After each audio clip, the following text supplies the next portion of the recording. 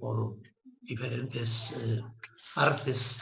En el caso nuestro, ahí, por ejemplo, estoy mostrando que hay la corriente de Humboldt, que es la corriente del Perú, con la corriente ecuatorial, la corriente del Niño, que se mezclan justamente frente a la zona del Perú, la costa del Perú, haciendo un microclima que es un clima muy propicio para desarrollar 80 microclimas que hace que los productos que estamos desarrollando, que se cultivan, sean unos productos, unos frutos especiales. Tenemos, por ejemplo, el algodón pima, el algodón tanguis, en esta zona de Piura se desarrollan sechura, la parte de los pescados especiales como es el mero, el lenguado, pescados con sabores que no lo hay en otro mundo. El choclo es también uno de los productos notables, son de granos muy grandes, especiales. No es lo mismo un choclo cultivado en Estados Unidos, México, que el choclo cultivado acá en el Perú. Entonces, son productos especiales. La lana de vicuña, ustedes saben que es una lana muy costosa, muy costosísima de productos. Solamente en el Perú dan como la vicuña, ¿no? La lana de alpaca, son productos especiales. Eso lo hace especial al Perú. No es que en el Perú haya gran cantidad de productos, sino hay la cantidad de productos especiales. No podemos comparar, por ejemplo, con la China, que son de productos masivos, grandes cantidades. En cambio, el Perú son pocos los productos, pero son no en una cantidad industrial.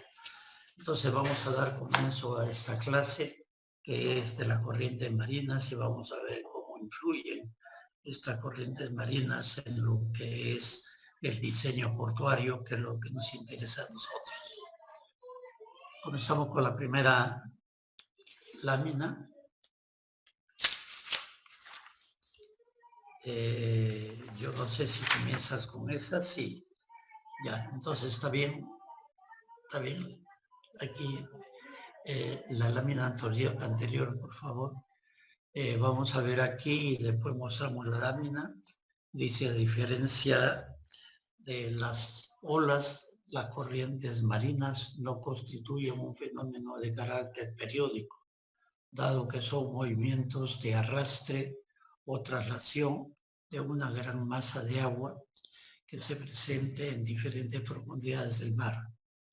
Entre los factores que originan las corrientes podemos mencionar la acción de los vientos sobre la superficie de agua, el movimiento de rotación de la Tierra a diferencia de temperatura. Hablando de rotación, la rotación ejerce pues una fuerza centrífuga y eso hace que creen corrientes. La diferencia de temperaturas también y la salinidad de las aguas del mar, la diferencia de la densidad de las masas de agua en contacto, el rompimiento de las olas, la sobreelevación del nivel medio del mar, la influencia del fondo marino y la topografía de las costas son los factores que originan las corrientes. En el campo de la ingeniería portuaria se da mayor importancia a las corrientes que se presentan cercana, y esto es lo importante, ¿no? En cuanto a la ingeniería portuaria, se da mayor importancia a las corrientes que se presentan cercanas a la costa, debido a que ellas afectan considerablemente la construcción o operación de las estructuras que se proyectan. Las corrientes marinas pueden alterar el movimiento de las embarcaciones, así como socavar o erosionar el suelo donde se fijan las estructuras. Las características, dirección o rumbo o velocidad diaria se expresa en nudos o millas por hora. Eso lo vamos a ver más adelante. La siguiente, por favor. Aquí es donde están las grandes corrientes, todas las corrientes. Estamos, el cursor se ve. Sí, ingeniero, se puede ver. Está ahorita mismo en América. Y ahora por debajo. Aquí está, volviendo a repetir en lo que al Perú concierne. Aquí está la corriente fría del Humboldt que está entrando desde el sur hacia el norte, y justamente aquí es donde se mezclan con las corrientes del Ecuador, que es la corriente del Niño. Y reitero, hace un clima templado. Después en este mapa mundi podríamos ver todas las corrientes que hay frías y corrientes calientes, ¿no? En todas las corrientes del mundo. A nosotros nos vamos a concentrar en estas corrientes que le corresponden al Perú. La siguiente, por favor. Aquí está, miren, aquí está lo que vimos en el mapa mundi, y aquí tiene esta una velocidad de 28 kilómetros por día, o sea, 28 kilómetros en 24 horas. Esta es la velocidad de la corriente de Humboldt, y tiene una temperatura de 15 a 20 grados. Y de arriba viene la corriente ecuatoriana, que es la corriente del Niño, y se mezclan, que esta corriente entonces tiene 24, 28 grados. Entonces aquí al centro, como siempre, igual que en las olas, también hay la parte de América del Sur con la América del Centro, y hacen un tubo, un embudo. Dice, entonces ya hemos visto que son las corrientes generales en el mapa mundial anterior: corrientes locales inducidas por el viento, la corriente del litoral inducidas por el oleaje, y las corrientes de marea.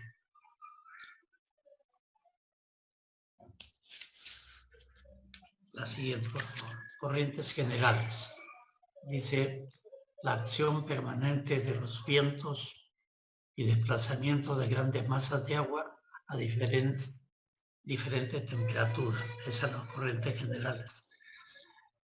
Las diferencias de temperatura entre los polos y el ecuador provocan circulación general de la atmósfera. Los vientos, a su vez, ponen en movimiento las masas de agua, y estas constituyen la corriente marina. El mar peruano tiene la corriente peruana y la corriente del Niño, la corriente de Humboldt y la corriente ecuatoriana. La siguiente, por favor. La corriente peruana.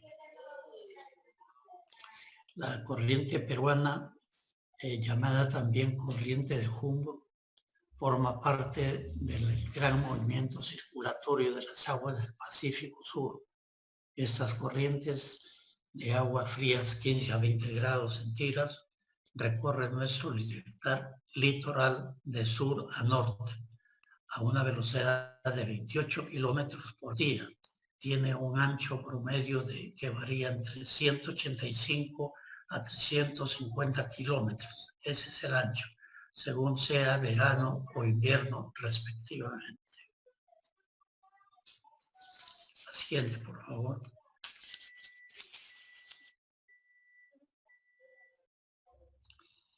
Esta es la corriente del Niño. Dice que esta corriente de agua templada de 24, 28 grados, diferente a la de 22 que tenía, 20 que tenía Humboldt, grados centígrados, procede del Golfo de Guayaquil, llega hasta las costas del Perú y ejerce su influencia en el extremo norte del Perú, creciendo sus costas de norte a sur. Cuando la corriente del Niño ingresa a la costa norte del Perú, la temperatura la temperatura de él aumenta y se produce una mayor evaporación de las aguas marinas. Esta evaporación, al llegar a la cordillera, se precipita en forma de lluvias y sus aguas van a dar a los ríos, provocando un aumento considerable de su caudal y produciendo desbordes e inundaciones en la zona. A estos eventos extremos se les denomina fenómeno del Niño. Aquí hemos graficado, por ejemplo, a una diferencia, a una alza de temperatura a la normal. Entonces, las aguas evaporan más, se crean las nubes que se trasladan hasta la cordillera.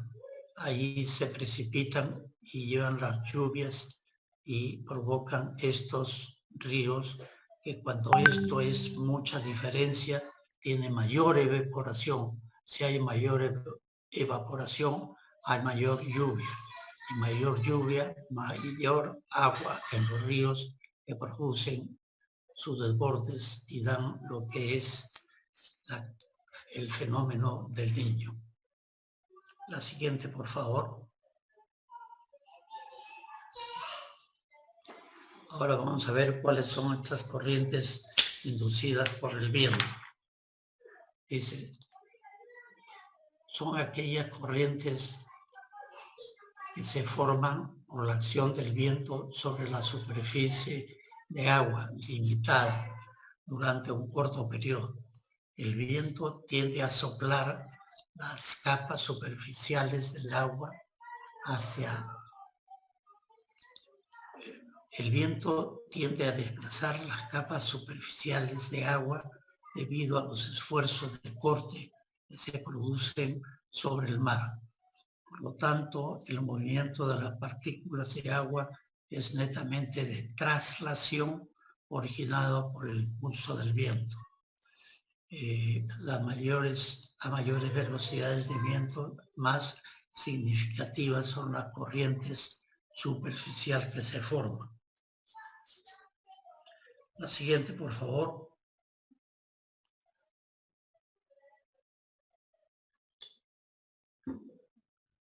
Corrientes inducidas por el oleaje.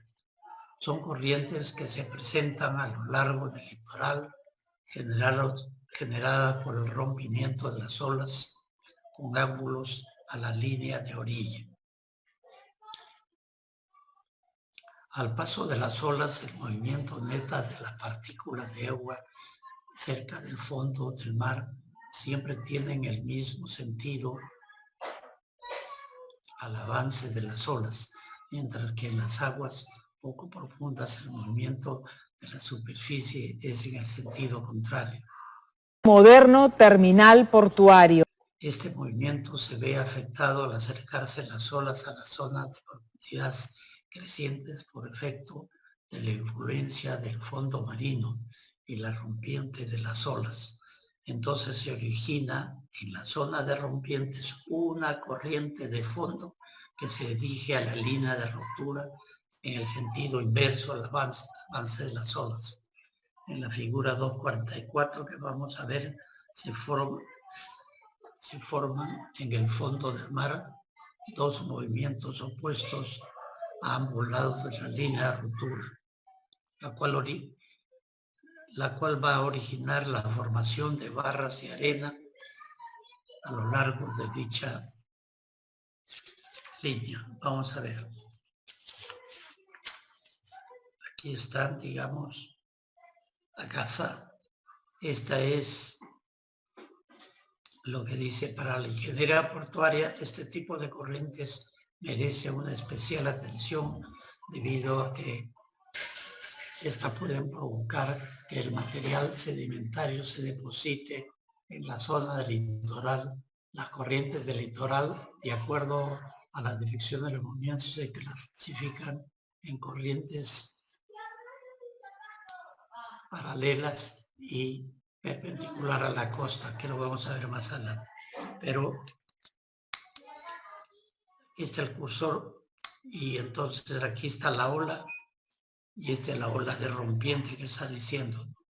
Entonces llega hasta el run-up y de ahí regresa y acumula, mientras que el movimiento neto de la ola está empujando también de este lado. Entonces aquí es donde se forma esta barrera.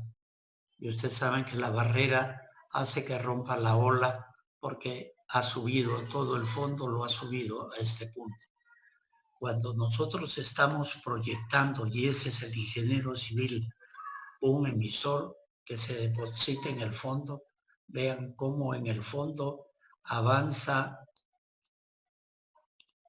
la fuerza, la corriente en sentido contrario al avance de las olas.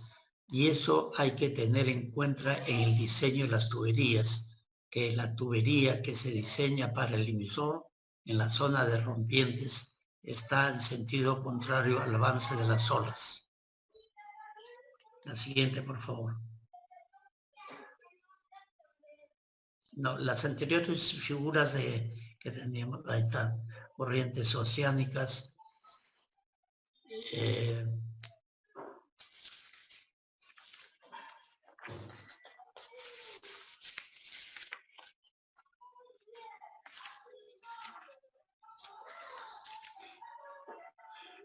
Muy bien, aquí estoy mostrando un tipo de corrientes, por ejemplo, esta corriente que es la caliente y esta corriente que es la fría, que aquí también se producen esas temperaturas templadas. Aquí está la blanca, aquí está produciéndose también una mezcla. Esta es agua fría y esta es agua caliente. La siguiente, por favor. Aquí estamos viendo las corrientes marinas en su forma general, reiterando una vez esta corriente 10 es la corriente de Humboldt y estas corrientes 13 son las corrientes ecuatoriales. Aquí se mezclan y entonces se producen este tipo de corrientes. Lo mismo en la otra parte del mundo si nos toca proyectar en otras partes del mundo. La siguiente, por favor. Esto es lo que les dije y estaba en la lámina anterior, que habían unas corrientes normales a la costa, o sea, perpendicular a la costa. Estas corrientes con las olas que vienen es lo que se produce en Magdalena del Mar. Dice, por el viento y el oleaje que inciden perpendicularmente a la costa, una masa líquida es empujada hacia la orilla, provocando una sobreelevación del nivel del mar en la zona de rompiente. Entonces se originan unas corrientes normales perpendiculares a la costa con la finalidad de evacuar dicha masa de agua acumulada en la orilla.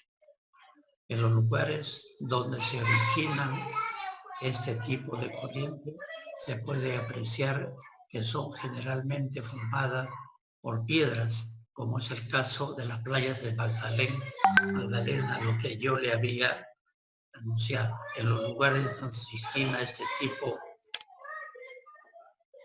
de corrientes se pueden apreciar que son generalmente conformadas por piedras, como es el caso de las playas de Magdalena. Estas que son normales a la costa producen, no tienen fuerza para evacuar y depositan las piedras.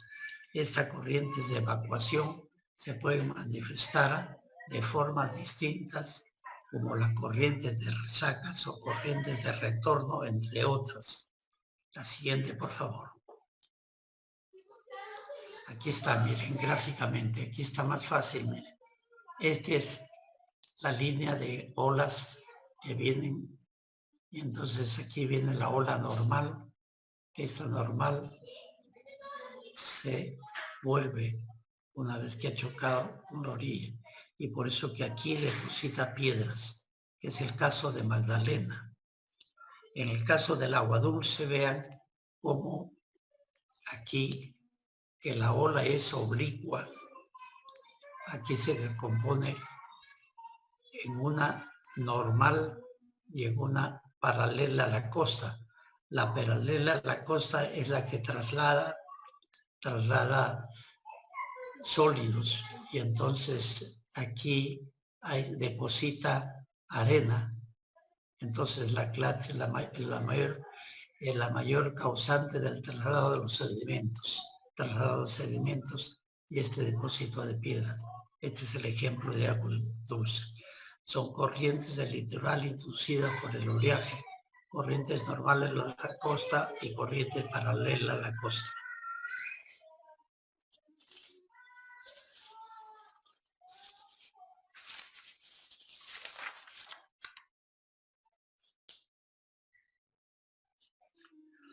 Vamos a ver las corrientes paralelas a la costa.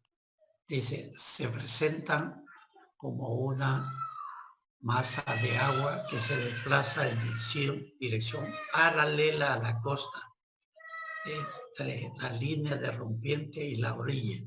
Se originan cuando el rompimiento de las olas incide en un cierto ángulo respecto a la orilla. Ya les dije que al venir el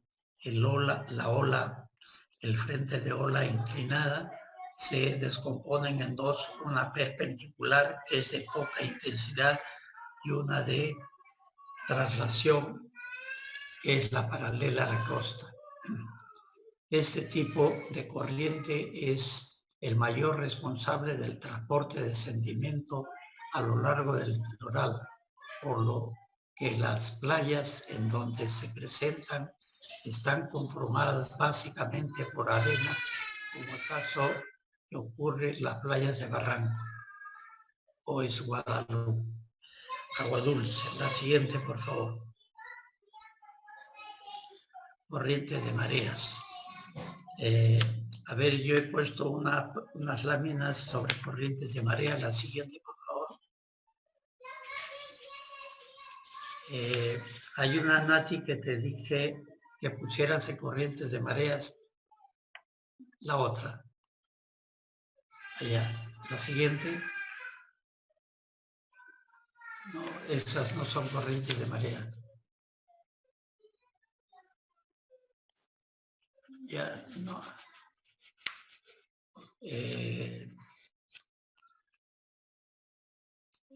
Ya aquí,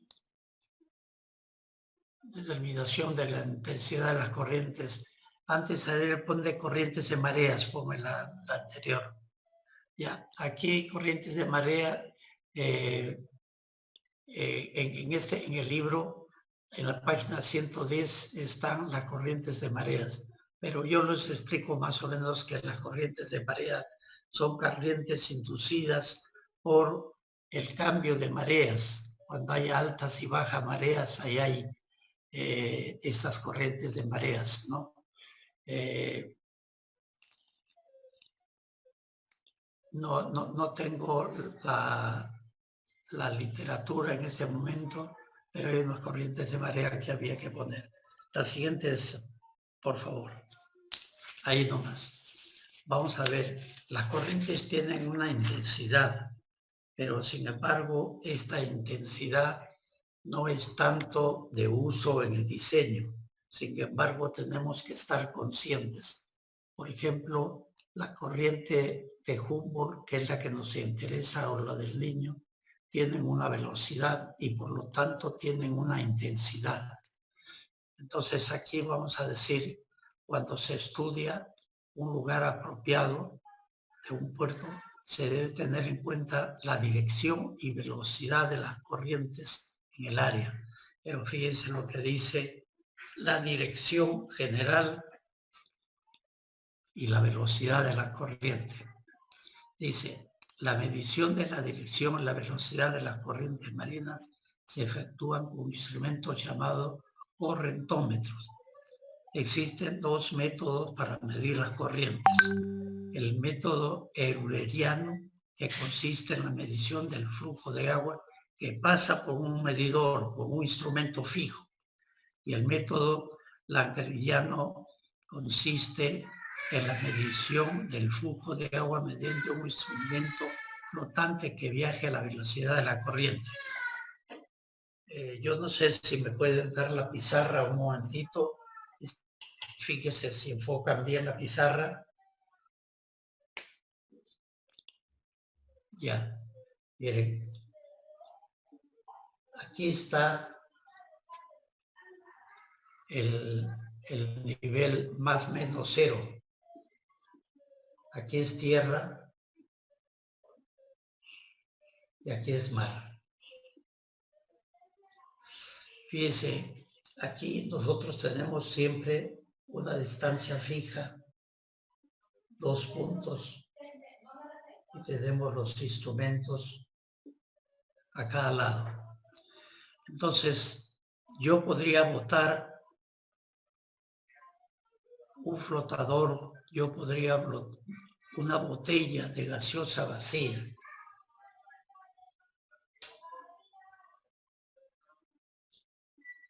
Y marcada con un banderín, entonces va viajando desde este punto que lo hemos medido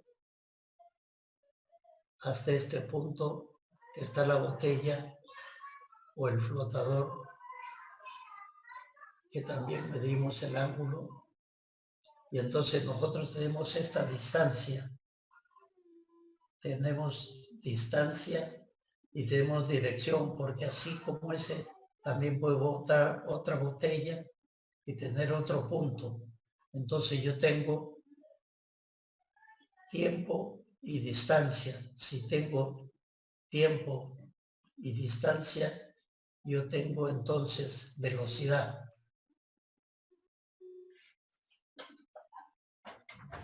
Aquí lo mismo, si yo tengo el tiempo y tengo la distancia, yo puedo tener la velocidad. Entonces quiere decir que sí puedo obtener la velocidad, y esta es la forma que está describiendo la velocidad.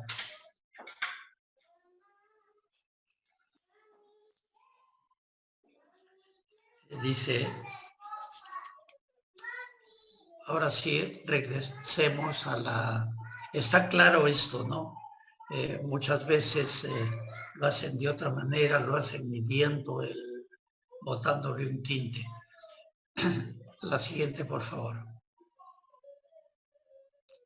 Entonces, ahora estamos hablando de la intensidad, es decir, esa fuerza. Pero sin embargo, mire, cuando se estudia un lugar apropiado para un puerto, se debe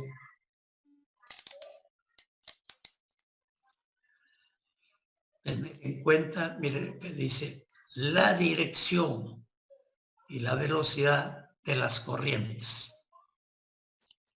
La intensidad es algo para conocer, digamos, la fuerza, pero mire, dice que hay este método euleriano y hay un método lagrangiano, que consiste en la medición del flujo mediante un instrumento flotante que viaja a la velocidad de la corriente. En la figura 246, que vamos a ver más adelante, se muestra uno de los dos tipos del dispositivo que se emplea para realizar observaciones periódicas por el método lagrangiano. Este dispositivo consiste en una superficie flotante con una varilla y una bandera, una parte sumergida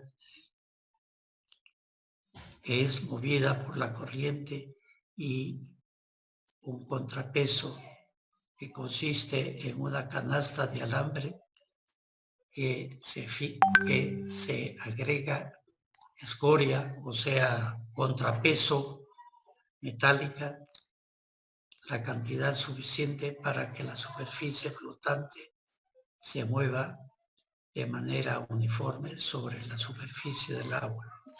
La siguiente, por favor.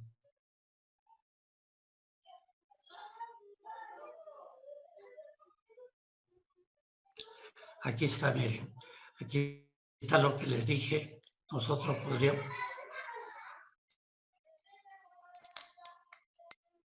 Aquí está el nivel más menos cero. Aquí están los dos instrumentos. Aquí está la distancia conocida. Entonces yo puedo ir rastreando este punto, el punto A, el punto 2, el punto P, Entonces, mire, ya tengo la dirección de la corriente, ¿no? Entonces tengo la dirección de la corriente, conozco el espacio, entonces, y el tiempo, yo tengo la velocidad, entonces tengo dirección y velocidad, que es lo que se necesita. Aquí está el aparato y que les dije, en lugar de una botella de gaseosa vacía, esto es más sofisticado, que se tiene aquí este flotador, que tiene estas características, y miren cómo aquí hay 2 pies, pero yo puedo ponerle también 3 pies, 6 pies, ir midiendo la velocidad de la corriente a diferentes profundidades. Entonces ahí es la canasta que está diciendo, la canasta de sana está colgada en la parte superior y está llena de contrapeso que le da para que se pueda hundir, ¿no? Este es el dispositivo empleado para la realización de observaciones periódicas de las corrientes. Aquí está lo que le dije, que el espacio era igual a la velocidad por el tiempo, y aquí había que despejar no el espacio, sino, digamos, la velocidad, pero el espacio es igual a la velocidad del tiempo. Aquí la velocidad es igual al espacio entre el tiempo. El siguiente, por favor. Aquí vean, vamos a ver cómo calculamos aritméticamente esta intensidad de la corriente. ¿Cuál es esa fuerza?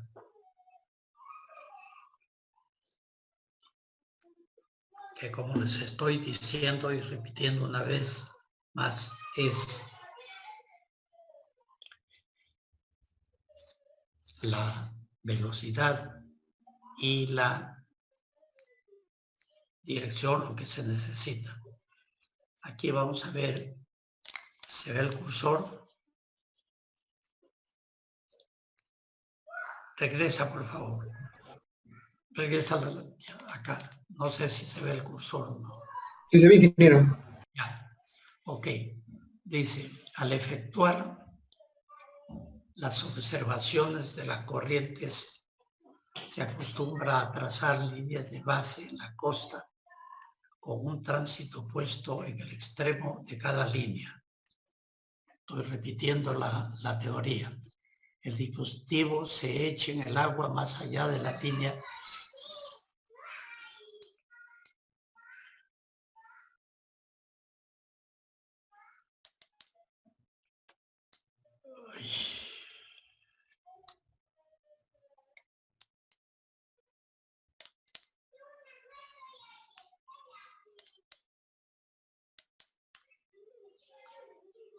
Bueno, no puedo. Tú puedes sacar, Nati, esta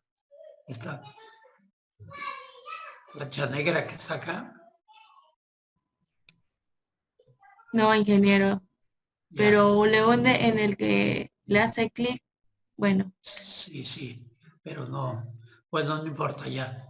Entonces voy a repetir, al efectuar observaciones, es lo que hemos dicho, botar el flotador, observaciones de la corriente, se acostumbra a trazar líneas de base en la costa con un tránsito puesto en los extremos de cada línea. El dispositivo se echa al agua más allá de la línea de alta marea o baja marea. Se le permite que se mueva en la dirección de la corriente.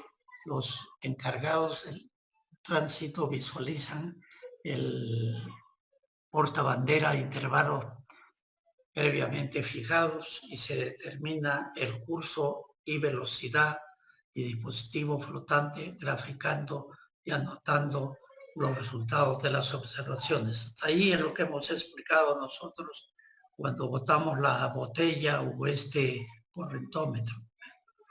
Dice, usualmente se realizan una docena o más de esas pruebas durante el flujo y reflujo de la marea. Estas pruebas deben realizarse de preferencia en periodos de marea de sisigias, o sea, cuando están en conjunción, que cubran el ciclo de mareas. la fuerza que origina la corriente de agua para las embarcaciones se puede calcular de la siguiente forma. Dice, la fuerza total de la corriente es igual a la fuerza dinámica más la fuerza friccional. Entonces la fórmula es PC es igual a PD más PF, en donde PC es la fuerza total de la corriente en libras. PD es la fuerza dinámica de la corriente golpeando la proyección de la parte sumergida del casco. Y la PF es la fuerza friccional del perímetro mojado del casco en libras. La fuerza dinámica y friccional ocasionados por la corriente se pueden calcular con la siguiente fórmula. La siguiente, por favor.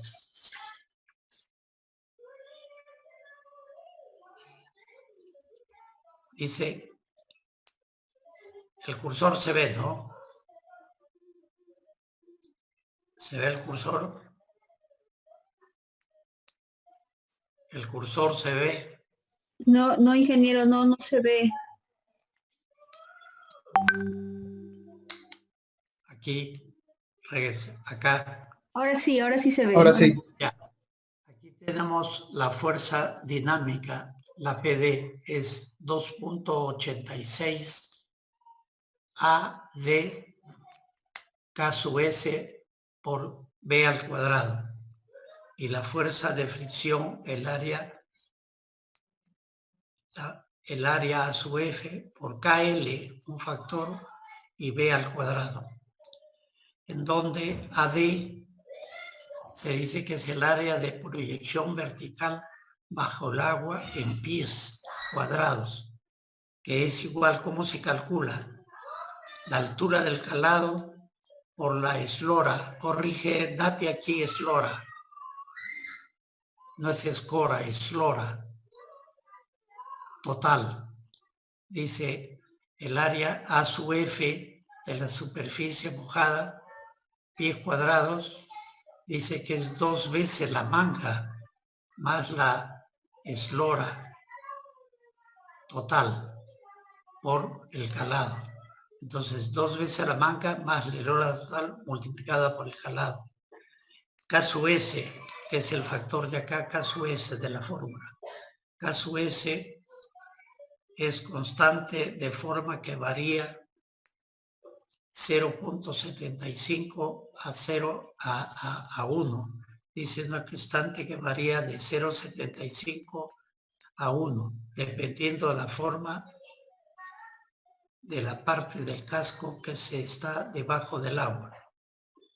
Y KL es una constante que depende de la longitud del buque, que comúnmente se asume como 1. B es la velocidad de la corriente en nudos. Vamos a hacer una aplicación de esto.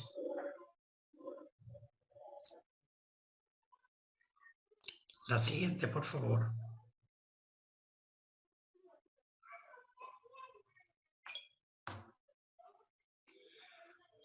Aquí tenemos, este es un barco de diseño. El barco que vamos a ver cuál es la fuerza que tiene la corriente es un barco que tiene un deadweight tons de 20.000 toneladas. Y si yo saco la característica del barco de 9.000 toneladas, de 20.000 toneladas, tiene una eslora de 184 y un calado de 10.3. Aquí he sacado dice el calado tiene 10.31 o 34 pies. Tiene la manga, el ancho, 23.6 metros o 77 pies. Y se está viendo el cursor, ¿no? Sí se ve. Ya.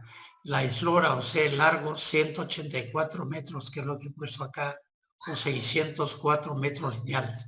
Estos son los datos del barco y estos son el peso del weight tons. Entonces vamos a hacer para la corriente de junio. Hagamos con la corriente de Humboldt, que tiene una velocidad de 28 kilómetros por día, o sea, 28 kilómetros en 24 horas, o sea, 1.16 kilómetros por hora. PC es igual a PD más P sub F. PD es igual a 2.86 AD K sub S B al cuadrado. Y PF es igual a sub F KL B al cuadrado. El AD dice que es el calado por la eslora. Entonces decimos el calado. ¿Cuánto es el calado? Tiene 34 metros el calado. Aquí está 34 metros o 10 puntos. Ese es el calado. Entonces decimos que es igual a 34 metros por la eslora, 604. Quiere decir que este tiene 20, AD tiene 20.5, 20.536 pies cuadrados. Reemplazamos en la forma K sub H es 0.8 y entonces nosotros reemplazamos A sub F, dice que es 2 veces A sub F, 2 veces la eslora, 2 veces la manga más una eslora, 2 veces la manga más una eslora multiplicado por el 34 que viene a ser el calado. Nos da 25.777 pies cuadrados. La velocidad es 1.600 kilómetros por hora entre un nudo que tiene 1.850 y la velocidad en nudos 0.73 nudos. Si reemplazamos, entonces decimos P sub D 2.86, A sub D 20.536 multiplicado por la velocidad en nudos que es 0.8, ¿no? Entonces nos da 18.640. Y el PF es igual a AKL B al cuadrado, 25.000, que es el AF, por el KL, que es igual a 1, que se asume, y por la velocidad al cuadrado, 0.63 al cuadrado, y da 10.000. Si yo sumo el PD y la PF, me da 28.000, ¿no? Quiere decir entonces que está avanzando con una velocidad de 28 kilómetros por día y tiene una fuerza de 28.777. Si yo quiero darlo en toneladas métricas, lo divido entre 907 y tengo 3.18 toneladas métricas. Si yo lo quiero dar en toneladas inglesas, la tonelada inglesa tiene 2.204 libras, entonces me da 28.000 entre 2.000, me da 13. Entonces tiene una fuerza o de 3.18 toneladas métricas o 13.103 toneladas inglesas.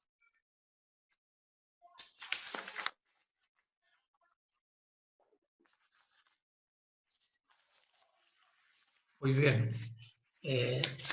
La clase de hoy día es muy corta y vamos a pasar al sistema de preguntas que tienen los alumnos.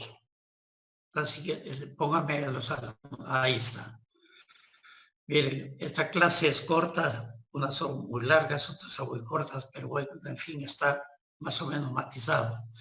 Pero ahora me pueden hacer todas las preguntas que quieran sobre esa clase, sobre lo que es portuario o sobre las clases anteriores. No importa, completemos con las preguntas.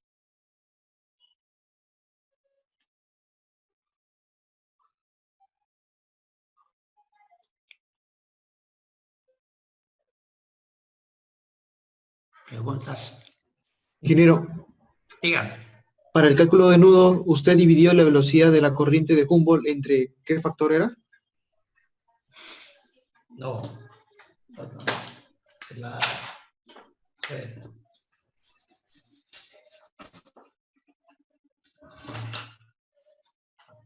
en principio, la velocidad de Humboldt es 28 kilómetros por día. Esa es la velocidad por día. El día tiene 24 horas. Para ver kilómetros por hora dividía 28 entre 24 y me da 1. No sé cuántos kilómetros por hora. Ahora, cuando yo tengo esta velocidad, voy a tomar el verdadero valor para poderles explicar bien.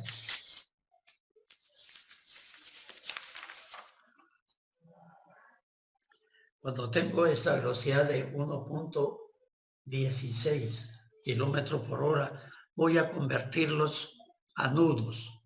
Dice que un nudo tiene 1850 kilómetros por hora. Ese es el nudo. Y la fórmula me pide nudos. Entonces yo divido 1.16 entre 1.85.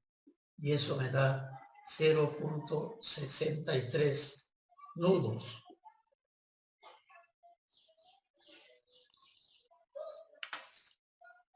Otra pregunta, por favor.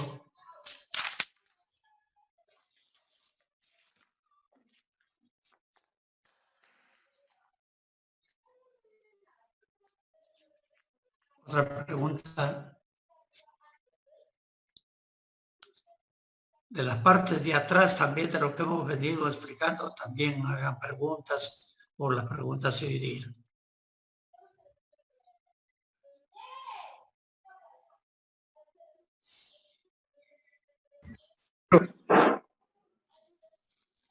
Una consulta.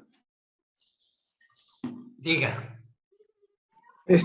Cuando se construye un puerto, por ejemplo, el riesgo que puede presentarse puede ser ante un tsunami. ¿Ante eso hay algún plan que se pueda seguir? ¿O simplemente se espera que no ocurra nada? Oh, sí.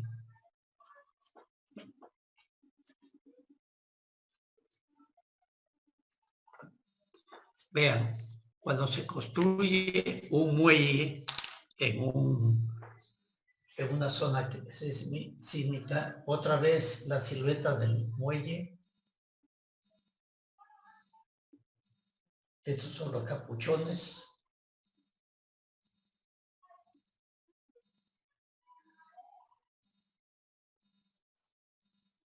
Esta es la viga transversal.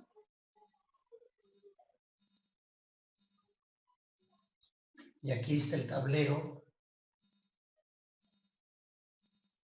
de rodamiento.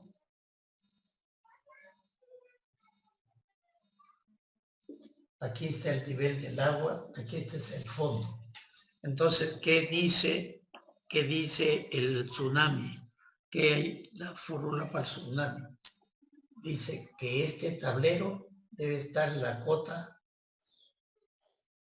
más 6 metros. Cuando viene un tsunami, porque el tsunami que ya llega a entrar al puerto tiene una altura de ola de 6 metros. Entonces este tablero tiene que tener 6 metros. Y cuando se tiene almacenes alrededor de la costa, si esta es la costa, digamos, si este es el agua, entonces el cerco tiene que tener más 6 metros. Ahora, ¿por qué nosotros hacemos los muelles muchas veces en la cota más 350? Nosotros sabemos que el tsunami va a pasar por encima del muelle y tenemos que calcularlo para esa ola sísmica, pero la hace pasar. Pero si no queremos que la choque, esta ola va a tener más 6 metros. Esa es la norma, eso es lo que dice y eso es lo que se debe hacer. Normalmente estos sismos tienen periodos de recurrencia, como siempre hemos visto, 30, 50 y 100 años. Entonces esos periodos de recurrencia, si ustedes pueden acortarlo, digamos, porque 30 es lo periodos de recurrencia en que se van después de 30 años, pero también puede ser a 10 años, puede ser a lo que fuera, digamos, ¿no? Entonces, las obras portuarias se hacen con los tableros o todas las distancias estén menos de... Por ejemplo, en Japón hacen los edificios para que la gente se pueda socorrer y ponerse en los pisos altos a las alturas que para ellos tienen sus olas del tsunami. Pero si nosotros nos tocara en defensa civil hacer esos edificios altos, nosotros tendríamos que ponerle los edificios a 6 metros o más, si se quiere. Otra pregunta.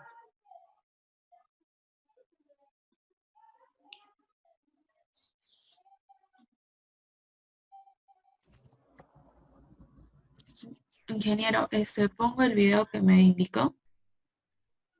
¿Cómo? El video que me indicó. Lo coloco. Ah, el video, claro. Bueno, ya, a ver, coloca, vamos a pasarles un video. A ver si colócalo, por favor.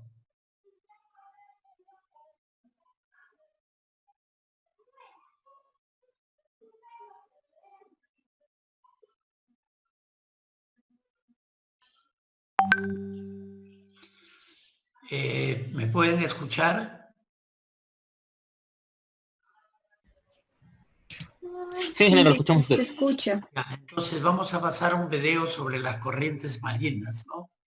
Creo que es bueno y ilustrativo que lo veamos porque nos va a dar mayor claridad.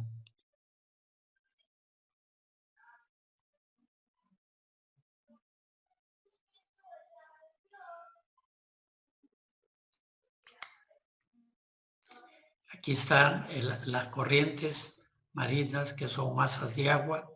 Esto es lo que hemos visto nosotros. Aquí tienen las corrientes de la costa. Aquí está lo que hemos ilustrado siempre, la interposición del sol y la luna. Estas son las mareas. Aquí están, digamos, el nivel del tablero, ¿no?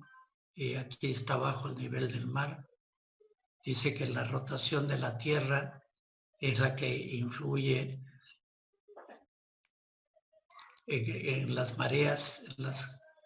También se debe a diferencias de temperatura. Miren, este es bien importante, fíjense cómo es que aquí, este es un experimento importante. Fíjense, arriba se está mostrando las aguas calientes, siempre arriba y abajo las aguas frías.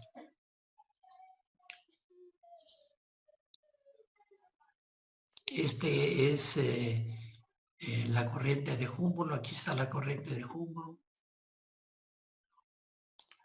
Y sigue el experimento de echar agua caliente y agua fría, miren. Miren, en este vaso como que tiene agua caliente y este que tiene agua fría. Aquí está cómo aplicamos en el vaso. Fíjense cómo se mantienen, no se mezcla el agua caliente, siempre va arriba. El agua fría está abajo. Ahora, por ejemplo, con la salinidad. Aquí en este vaso le hemos echado sal, agua salada.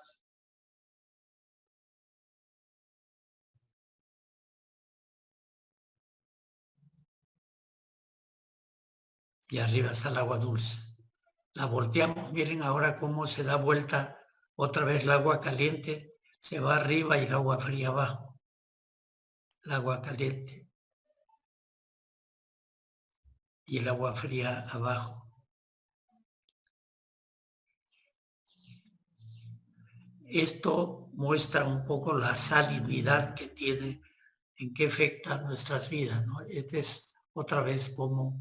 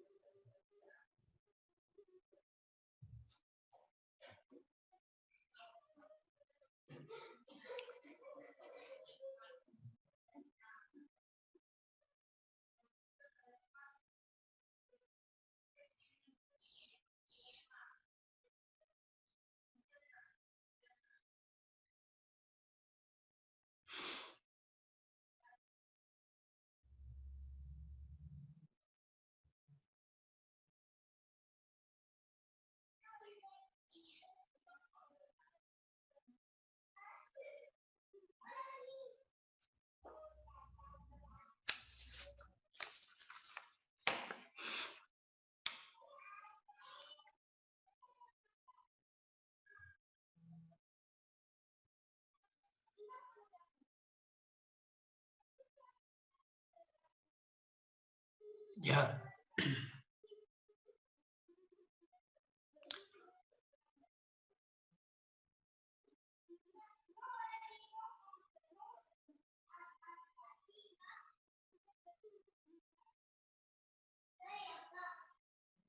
Yo creo que allí debes cortarlo, ya Nati está repitiendo. Ok. No ha sido lo ideal porque parece que lo hemos pasado muy rápido, no ha permitido leer lo que decía en cada figura, pero bueno, hemos intentado hacer algo. Estamos ensayando esto en lo que es la educación por distancia. Tenemos que seguramente mejorar esto. Pero bueno, yo siempre estoy a su disposición. Háganme todas las preguntas. Yo con esta media pizarrita les puedo explicar. O sea, pregúntenme lo que ustedes deseen preguntar. Se refiere a no bueno, enseña puertos, pero a la parte de puertos ya como que la misma obra. Lo que me refiero es que, o sea, normalmente los puertos, ¿cómo son estos así licitados? Estilo, ¿cómo es que la obra llega desde la idea hasta el plan en sí? Ya ve. A ver, vamos a tratar de hacer eso, lo que usted me dice. ¿Cómo se concibe un puerto? Digamos, hasta el hecho mismo de diseñarlo, ¿no es cierto? Sí, Ya. ingeniero. Y siempre nos vamos a referir al Perú mejor, pero así como se hace en el Perú, se hace en cualquier lugar. Vamos a suponer que este es el Perú.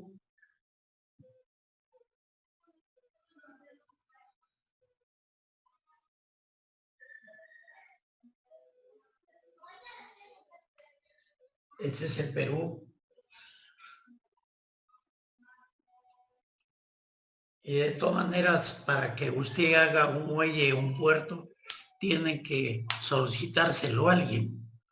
Digamos, en este caso podría ser solicitado por una minera que quiere exportar sus productos. Entonces, desde ahí ya tiene la iniciativa, ¿quién se lo pide? Entonces, si me pide una minera, si es en la cordillera, entonces lo más probable es que esté por Chancay, por la pan de Guarmey, donde salen, digamos que sea por ese lado en Guarmey.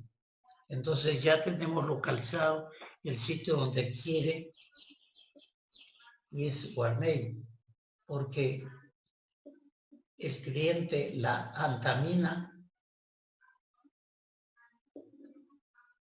le ha pedido un muelle para poder exportar por barcos su mineral y que se vaya hacia el mundo asiático, tal vez en la cuenca del Pacífico, o simplemente que lo reparta cualquier. Ese es el Perú, ese es el muelle. Entonces, a nosotros nos dicen que es en Guarbey. Entonces ahora vamos a la zona de Guarbey. Guarbey tiene una serie de, digamos, un litoral de esta manera. Entonces nosotros tenemos que escoger el sitio donde está abrigado. Y obviamente un sitio abrigado tiene que ser una bahía. Digamos que es la bahía.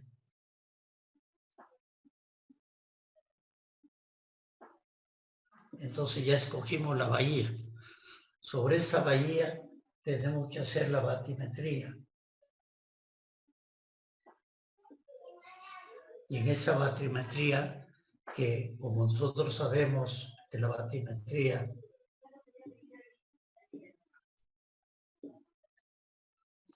es el nivel de tierra, el más menos 0, aquí está la menos 2, la menos 4, la menos 6, la menos 8 y la menos 10, digamos. Y sabemos que este barco tiene un calado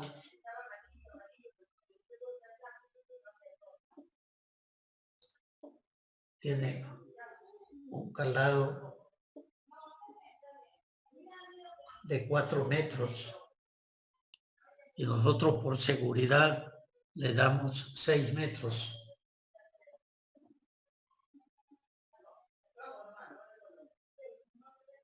Entonces quiere decir que yo necesito una profundidad, asegurarme en el batrimétrico de 10 metros. Y entonces voy aquí a esta cota de 10 metros y veo dónde tiene más cerca el puente, digamos que lo más cerca que tiene es acá. Aquí ponemos el cabezo y todo esto es un puente que viene hasta tierra. Y entonces aquí está el muro de arranque y entonces aquí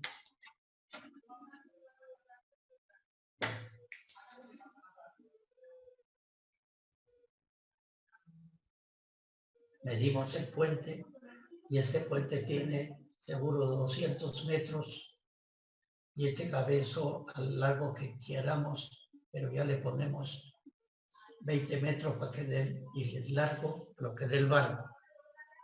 Cuando ya tengo esta parte de acá de la batimetría, entonces yo ya tengo, digamos, que este es el perfil batimétrico de acá del fondo y todo lo demás. Y entonces este es el nivel del agua. Y aquí proyecto el puente, aquí tiene el muro de arranque y aquí tiene las vigas transversales.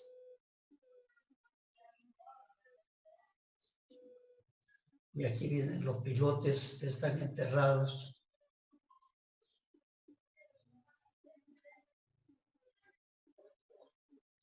Y aquí viene el tablero. Si es una zona sísmica, ya yo le pongo el tablero que esté a una altura de más 6 metros. Y justamente el de Antamina tiene 6 metros. Entonces me toca diseñar los elementos. Yo ya les dije cómo podíamos encontrar las cargas con una grúa que pasaba para tener esta viga longitudinal en todos los tramos. Pero para esta longitud, para este pilote, digamos, para ver los pilotes que tengo acá, entonces ya tengo la altura de agua, la altura del tablero y, digamos, lo que está clavado. Entonces el pilote va a tener un largo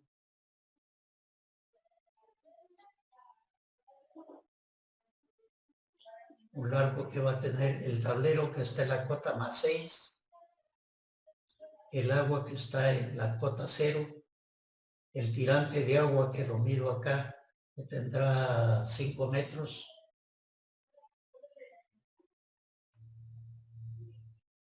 y que esté clavado unos 4 metros. Entonces la longitud de este pilote es 6 y 5, 11 y 5 y 4, 15. Entonces el piloto, y así voy diseñando, y así he concebido el muelle, el puerto y el sitio. Al respecto de eso, háganme preguntas. En el caso de que por algún motivo se quiera hacer una ampliación, ¿cómo se procedería? Muy bien.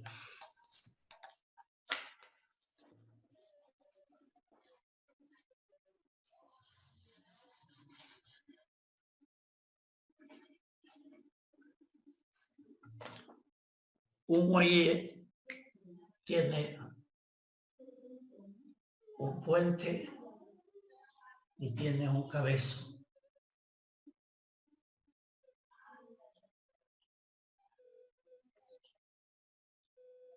Entonces es el agua. Aquí está la curva de nivel.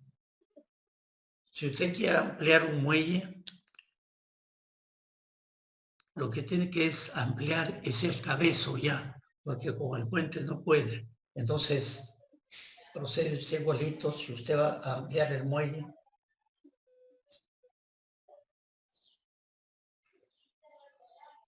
usted tiene que saber en qué cota va. Si esta es la -10, esta es la -12, esta es la -14. Usted va a ir a la -14 seguramente, porque está ampliando este cabezo. Como todo esto es nuevo, usted no tiene problema, porque usted tiene los pilotes, y los pilotes tienen su longitud y tienen la carga. Si usted más bien amplía al costado, quiere ampliar el cabezo a lo ancho,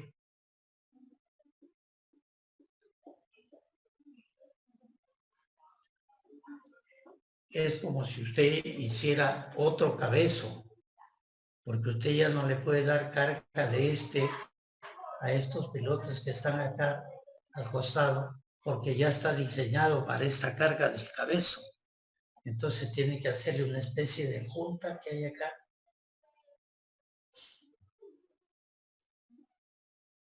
Una junta.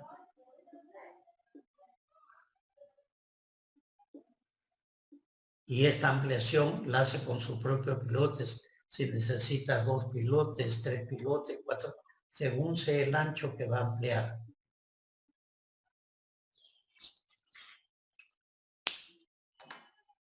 A ver, más preguntas sobre esto, sobre lo que quieran ustedes.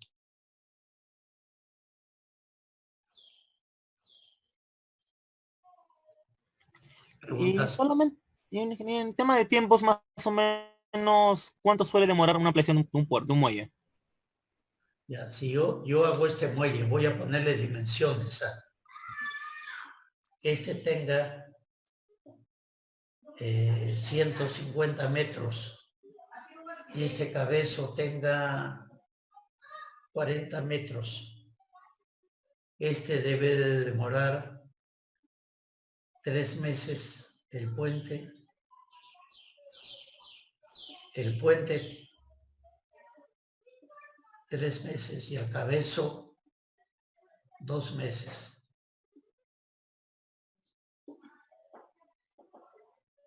Quiere decir que yo en hacer todo el muelle me demoro 5 meses. Para este muelle de esas dimensiones que yo le he dado, si es un muelle que es mayor, tendré pues mayor tiempo.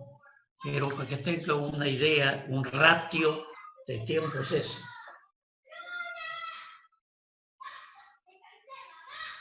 Más preguntas.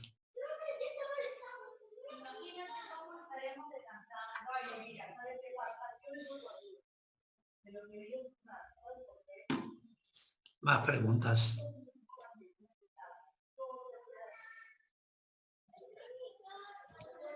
¿Y qué nuevas tecnologías se están usando ahora para poder construir los puertos? ¿Qué? Nuevas tecnologías, o sea, ¿qué cosas están o siempre es lo mismo? A ver, yo le voy a hablar de la nueva tecnología que hay, porque no se puede enumerar, no se puede hacer, pero voy a hablarle de hace 50 años. Entonces, ¿qué nuevas tecnologías hay en 50 años? ¿Qué es lo que ha aparecido en 50 años acá? Hace 50 años los martillos de clavado eran de poca energía. Había desde un Delma T5 hasta un Delma D44, era lo máximo. Pero hace 30 años no había, digamos, hace 50 años no había el D60. Y ahora hay hasta el D200. Entonces, esto es el tema de martillos.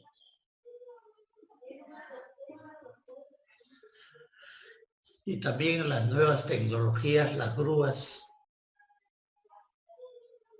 para hincar los pilotes.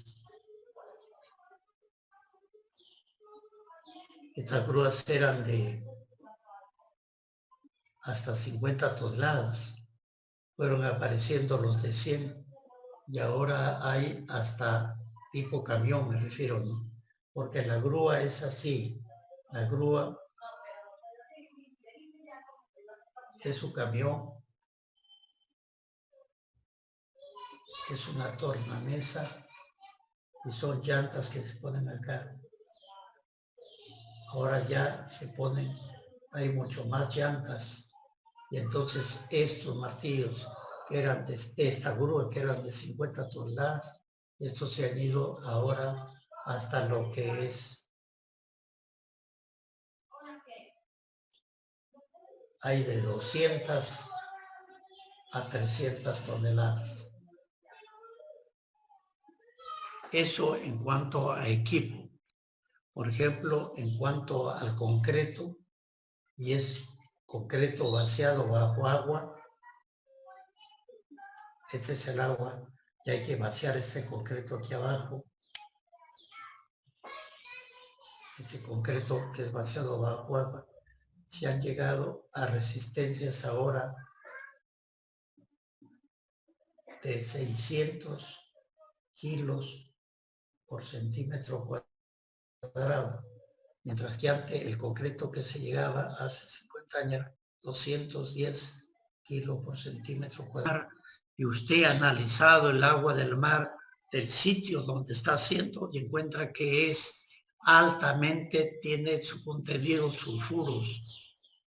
Entonces lo que hace usted va, pide a la fábrica de cemento y le dice, deme cemento contra los sulfuros o deme cemento contra esto.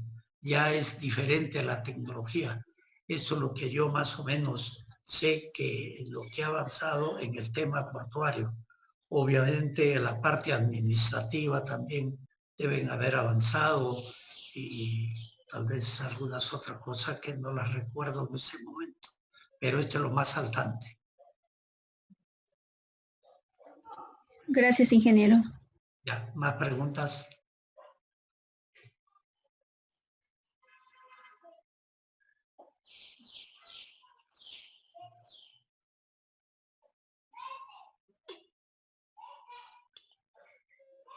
Una otra pregunta, hágamela para favor, para poderles responder las dudas que tengan. Bueno, si no, nos vamos a quedar ahí y la próxima clase ya entramos el día jueves con otra materia, otro capítulo. Ok, muchas gracias entonces.